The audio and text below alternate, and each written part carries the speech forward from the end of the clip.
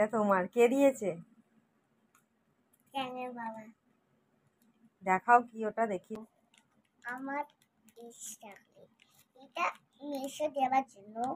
এটা এখানে বললে খাওয়া যাবে, কিন্তু এটা হলো একটা দামি জিনিস।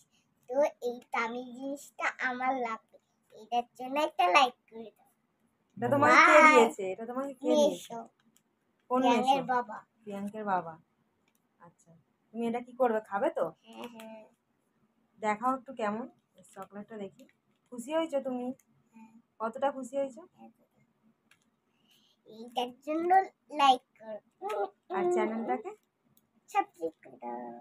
Tata, good night. যে গাইস দেখো, আমি এই চকলেটটা খাবো এখন।